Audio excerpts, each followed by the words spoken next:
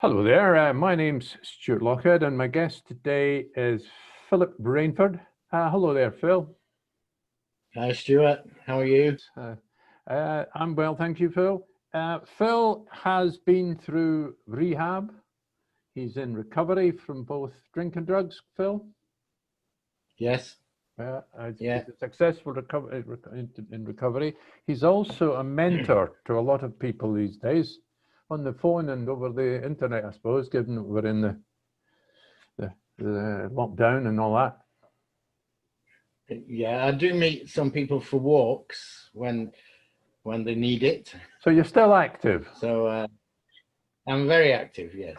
So yes. The big issue, the reason why I've turned to you as somebody I know that knows quite an awful lot more about this field than I do, was because of the row last week. Well, not the row, the appalling death figures from drug overdoses in particular in Scotland, and the stoochie that caused. And I heard various things being said by various people in public, and I thought, well, I'm going to turn to somebody I know that knows quite a lot about it. So what was your first impression? You were aware of the row last week. You were obviously aware of the terrible death toll. What were your first impressions of that death toll and then the reaction to it? It's horrible, you know, because all those numbers are somebody's husband, somebody's son, somebody's wife, somebody's daughter, somebody's best friend, somebody's child, you know. So the stats are awful, but the actual thing behind it is even more awful, you know, and the tragedy that's behind it, because the tragedy isn't just for the person that died. The tragedy is for their friends and their family and everything, you know. That's the tragedy of it. So yeah, quite awful. Who do you hold responsible for the fact that Scotland seems to have the worst drug death record in the Western world? I don't know if you can hold somebody responsible per se for every death. I think there'll probably always be deaths from drugs, which is all that, you know, that was the stats for drugs. God knows what the stats are for alcohol. You know, there'll be 10 times that probably. Yeah, you know. Yeah. Well, rather than say who do you hold responsible, why do you think we've got to the state we've got in Scotland? I think I can only tell you my experience. There's a couple of things. There's one misconception of things. People think of rehab as actually going into a detox clinic where you go for 3 or 4 weeks and detox and then come out. And that's what detox clinics are. They're detox clinics. They're not rehab.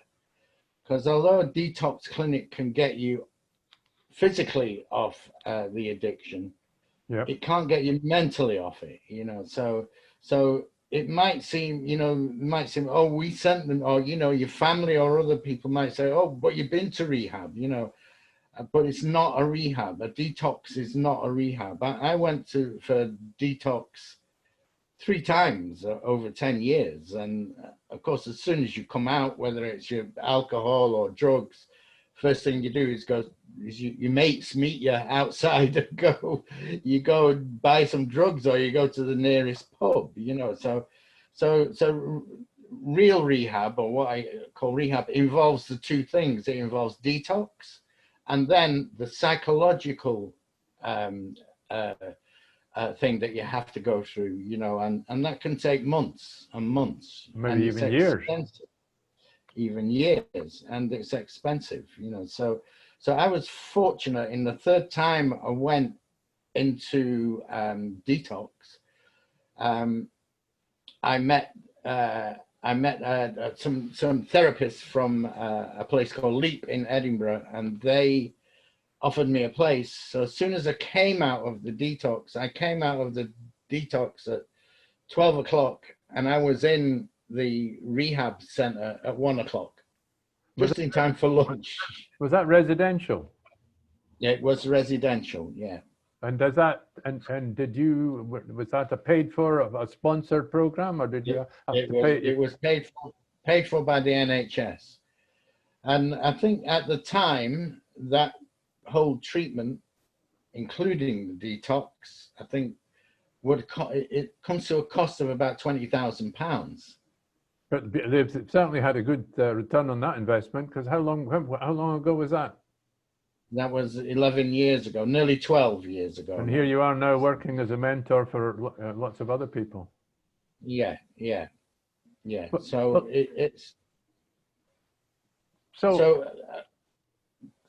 sorry, go on.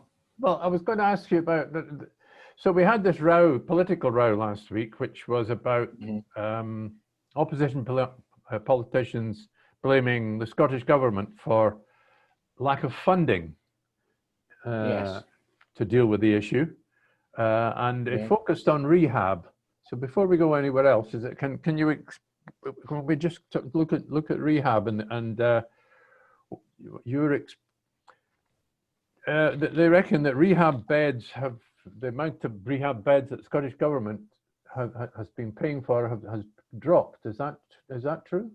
I can only say that it is if that's what the stats say, you know.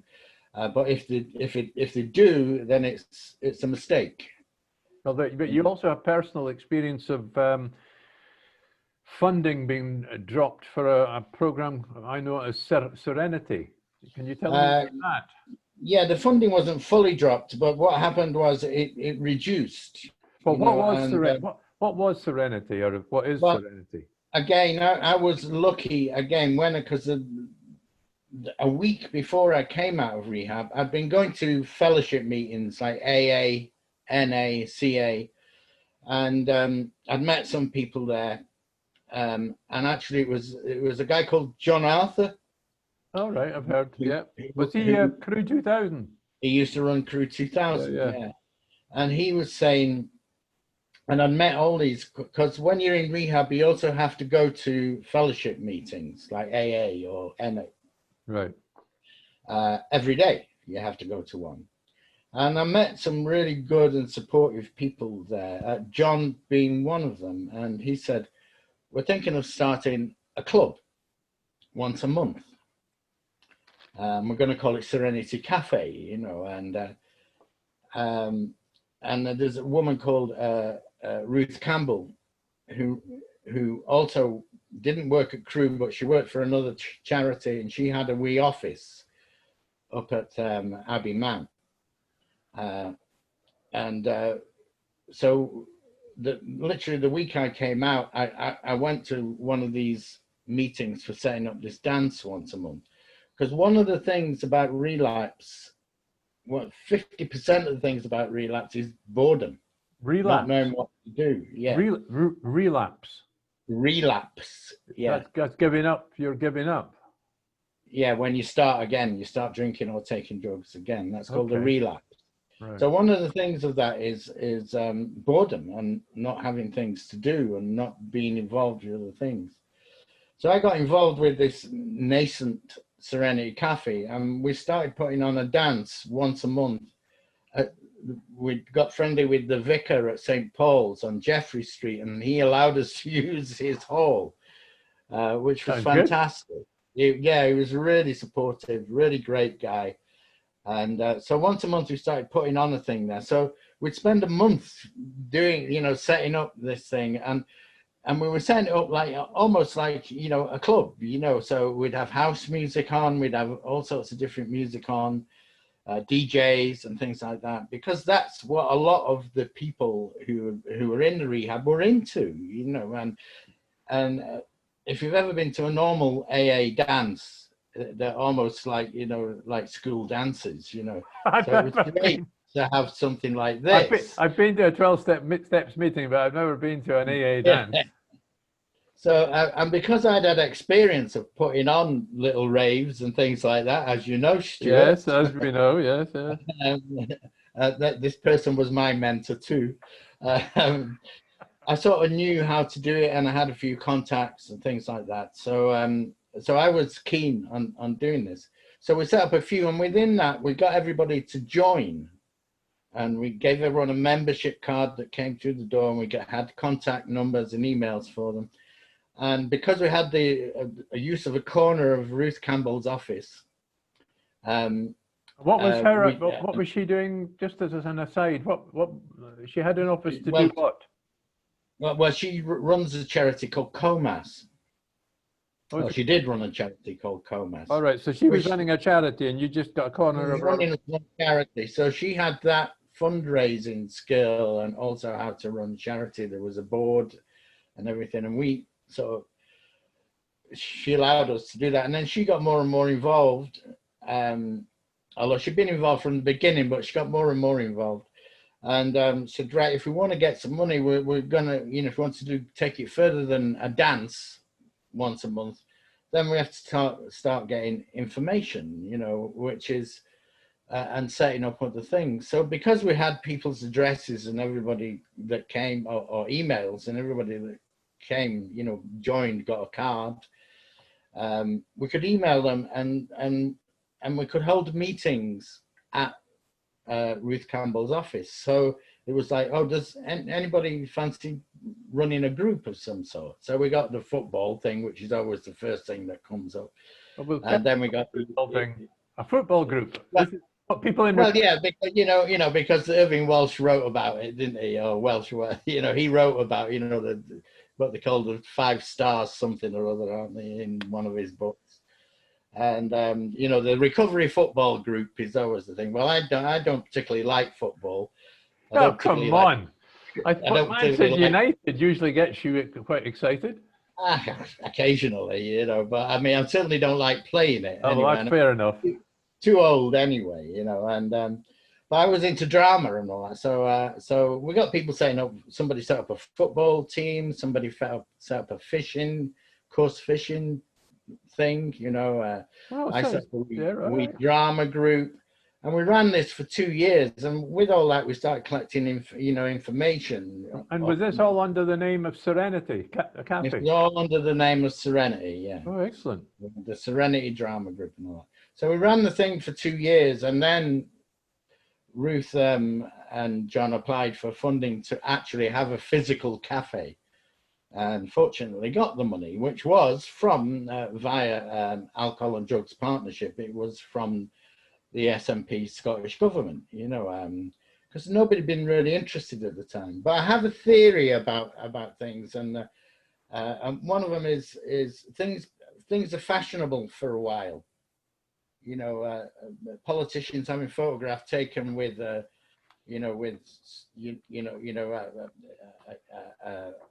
whatever, a food bank runner, or a photograph taken with somebody who goes to a food bank, photograph taken with somebody who's... I know, you're not the least bit cynical, are you, Phil? No, I am being a bit cynical, because actually they supported us really well.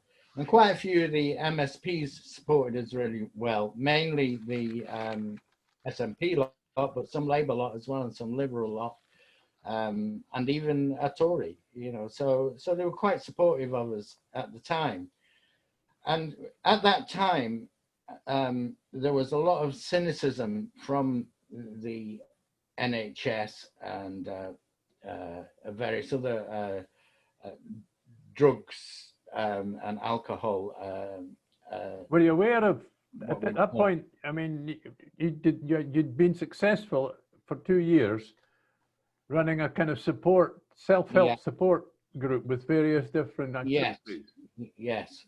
And so that would be attractive to some people that might want to get organized and want to, especially politicians, they might want to tick a box, wouldn't they? Yeah. But they were very helpful and really good. So although I was being a bit cynical then, they were actually really good and really helped quite a lot. And they could see actually that what's called peer group help, people that have been through the same things, that have been drug addicts, that have been alcoholics, helping others. They could see that they were actually working, whereas the NHS didn't see that at the time. We were invited to these round table things. Well, we weren't invited. These things go out to organizations called Round Table with the NHS and other drug-related organizations, So we started inviting ourselves and going along. And it'd be people from Turning Point, people from the NHS, people from, and they were all very, very skeptical about peer group help. You know, but 10 years later, we were still going there saying, look, it works. You know, Well, but they were very cynical about it. I mean, it's at that like, time, but it's like what you outlined to me is that, you know, so you start off with detox, and then if you're going to, this is survival. This is, we're talking, you know, obviously we're talking because of the terrible drugs deaths, but you start off with detox, and then you go, then you have to do rehab, and after that you're talking about a post-rehab support, self-help support group, peer, what did you? Yes. Peer group.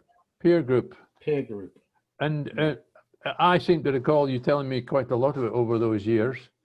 So you must have quite a lot of funding for that. Now that wouldn't be going, you see, that wouldn't be funding going to rehab. It wouldn't be clearly funding having anything much to do with health either. I mean, it wouldn't be a budget that the politicians could see was either. Well, that's what I'm saying. That's what I'm saying. What I was getting onto is when we went to these roundtable meetings, that was their attitude. Exactly what you said. That's nothing to do with health, but it is, because I'm healthy now, and it's 11 years later, and I've contributed to society. So it's no use looking at, you know, well, we've only got so many rehab beds, or so, you know, so many people relapse after they've been to rehab. You know, the success rate ain't as good, but actually it's because it doesn't end with you coming out of rehab. That's the beginning of your recovery. So this is probably what I find most interesting, and I think possibly the viewers and listeners could also find more interesting, and even the politicians if that might see this. So you got involved with the self-help peer group called Serenity, and it ran for quite a few years. I know that you had a base close to the Scottish Parliament. Yeah, the back of the Scottish Parliament, yeah. And did you hold social events there? Yeah, well, we had a cafe and an area where we could hold social events and put on plays and have bands on and run workshops in there, you know, so it was a good space, which was given to us basically for a peppercorn rent from the property owner, which was fantastic, you know. So was that a person, an individual, or was that an anonymous company? I can't remember the name of the company. Oh well. But they own that whole block where the BBC is and everything. All right. Okay. Just at the back of the Parliament. And they were fantastic as well. They gave us for. I know you've been involved. You are currently involved, still mentoring people. But I remember meeting you one day in George Square in Glasgow, and you were on a march. Yeah, that's the recovery march. And is that once a year or something? Is that a tradition or what? It's normally once a year, yeah, and that's people from all over the UK actually, you know, all over Scotland, all over England, Wales, and you know, sometimes they're held in England, sometimes they're held in Wales, sometimes they're held in Scotland. Although each area likes to have one once a year if they can, you know. But we get people from all over the country who are in recovery. So you get involved. The other thing about as well, you got involved in that as well. That's run by a thing called Scottish Drugs Consortium. I know what it's like trying to remember all these different groups and things. Yes. Yeah. So they run from Glasgow. And that was their main thing, setting up these recovery walks. And it's just to make people aware that you can recover, you can become a functioning member of society and a contributing member of society, you know, as well. So, you know, because the worst thing about it is it wastes all that talent if you don't encourage people to reach their full potential, you know. So if I was to suggest to you that perhaps there should be the government and the politicians should be considering investing in organizations like Serenity, peer group, support groups, what would you say? I'd say yes, but I also say you need the whole thing. It's a holistic thing. It's like when in LEAP, the treatment center is in, they do a holistic thing, which is when you're leaving there, if you can possibly find somebody somewhere else to live than where they lived before. I Away mean, from their it only has to be a few streets away, because it's no use spending £20,000 on somebody in rehab and then sending them back to the exact same place where we were before, and their drug dealer lives next door. So it's like a trigger. Why give somebody that temptation? So, and then after that, it's the meetings and peer groups and stuff like that. So to return to what got me moving on this topic last week, the shocking numbers of the drug deaths in Scotland. That's three a day roughly are dying. And this is just drugs, and we're not. It's more difficult to be specific about alcohol, and there's these drug deaths alone, and obviously they wouldn't be really comparable in different societies. People would say, "Oh, that wasn't a drug death." But I mean, what did you feel about the Stussy around about that? What did it bring up in your mind? Well, quite right. There should be a Stussy, because they have reduced the money, but it's not particularly it's not particularly the amount of money. It's where you spend it, and that's what was happening before. They would spend, 11 years ago, when we started going to these roundtable meetings, they were spending the money on methadone. Well, that's another aspect. And it was called safe, keeping people safe. You might be keeping them safe, but you're keeping them as zombies. So they were spending. I mean, I met people that had been on methadone for 10 years. I met one person who'd been on methadone for 20 years. Yeah, it's crazy. Can I just focus on the row in Parliament and the media last week was about the number of beds that were being paid for. Yes. They were entirely focused on that, didn't they? Yes, they did. Yeah, and they always do that. It's always a focus on. Well, that's what we tried to do when we set up Serenity and started going to these roundtable meetings. And I know that staff of Leap tried to do it. It's telling me you can't just focus on one thing.